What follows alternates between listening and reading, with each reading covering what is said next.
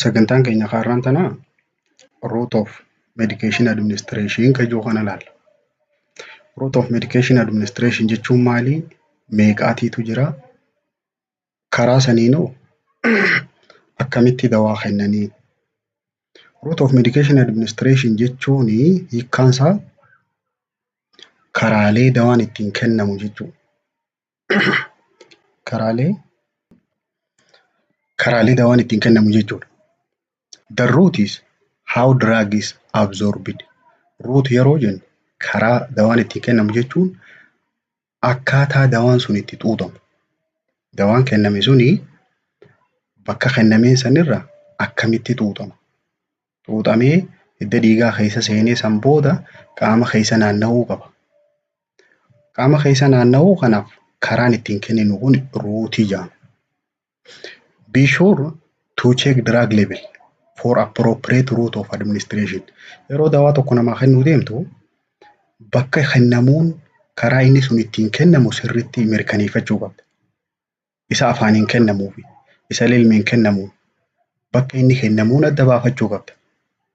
The route of administration should be indicated when drug is ordered. Yeroon karaa dawaan kun ittiin kennamu murtaa'u yeroo dawaan sun ajajamu.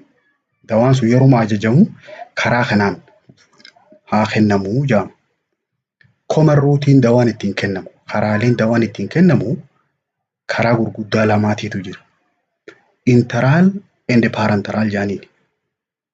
Interaal jechuun karaa garaachaatiin jechuu afaaniin kennamee garaacha keessatti kan xuuxamu jechuudha. Delivery of any medication that is absorbed through GI tract. Dawaalee karaa sirna bullaa'insaa kanaan garaachaa fi marrimaan kana keessatti xuuxamuu danda'u karaa ittiin kennan interaalii jedhama. Karaan lammaffaadhaa paarenteraaliidha. Paarenteraal jechuun waan afaaniin hin ta'in jechuudha. Deliver of any medication other than through GI tract. Karaa garaachaa karaa afaaniin garaacha seenuu kanaa alatti karaa biraatiin kennuu jechuudha. Hidda dhiigaa fa'aadhaan.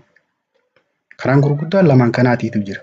Eenyu interaaliidhaa fi paarenteraalii jedhaman. Interaalii jala eenyu jira? Interaal jechuun afaaniin jenni. Interaal ruutii jala sadiitu jira. Oraalii, sablinguwaal, and buukaal jedhaman. Oraal jechuun kan afaaniin kennamu, afaaniin liqinfamu. Sablinguwaal jechuun ammoo kan arraba jala kaayamu. Arraba namtichaa jala kaayamu. Buukaal kan jennuun ammoo between cheek and gummy kaayamu. Irgoodhaa fi mallaa jidduu kaayamu. Isaan kun sadeen interaalii jala jiru. Paarenteraalii yeroo jennu immoo karaa hidda dhiigaatiin, karaa afaaniin tahiniin. Intradermal, subcutaneous, intramuscular, intravenous and inhalation. Intradermal jechuun kalloo gogaa tana jalatti jechuudha. Subcutaneous jechuun ammoo subcutaneous tissue keessatti xiqqoo bira gakkutee kan kennamu. Intramuscularii jechuun maashaa keessatti digirii 90 kan diramu. Intravenousiin kallattumaan hidda dhiigaa keessa kan galfamu achi kennama. Inhalationiin ammoo qilleensaan wajjin kan ol fuudhamu, kan qilleensaan wajjin ol xuuxamu. Karaan sadaffaadhaa tooppikaaliidha. Tooppikaal yeroo jennu kan qaama keessa gadi hin seenne gubbaa tanarra akka godhamu jechuudha. Tooppikaalii jala iskiiniidhaa jira kan gogaa gubbaa dibamu. Ear kan gurra keessa buufamuu jira. Eye kan ija keessa buufamuu jira. Noosii funyaan keessaa fi rectal and vaginal karaa sagaraan baatuunii fi qaama saalaa keessa kan kaayamu. Common routine isaan kana. Mee ruutiilee kana tokko isaaniitiin hiikkaa isaaniitii fi kaayyoo isaanii eenyuuf kennama akkamii kennamaa laata?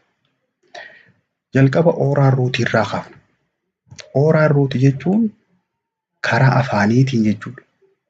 Any medication taken by mouth is swallowed into GI tract. Dawuma fedheewu, dawuma kamiyyuu afaaniin fudhatamee liqinfamee garaachaa fi mar'imaan keessa dabruu kan danda'u. Kanaani oral route takka immoo oral medication jenna. Drug given orally are dawaaleen afaaniin kennaman kun maaliif kennaman yoo jenne intended for absorption in stomach and small intestine. Garaachaa fi marrimaan qal'aa keessatti haa xuuxamanii jedhameeti afaaniin kennama. Purpose isaa maali? Kaayyoon dawaa afaaniin kennaniif. Tokkoffaa when local effect on GI tract are desired. Yeroo garaacha kana keessatti waa haa hojjetu, waa haa jijjiiru takkaa waa haa dabalu jennee garaacha kana keessatti hojjechiisuu barbaannee afaaniin kennina. Tokko. When prolonged systemic action is desired. Yoo yeroo dheertuudhaaf qaama kana keessa haa naanna'u jennee barbaanne. Yeroo dheertuudhaaf qaama kana keessa haa turu, qaama kana keessatti haa hojjetu jennee yoo barbaanne afaaniin kennina. It is slower acting than other route. Akkamitti qaama keessa turu yoo jenne dafee akka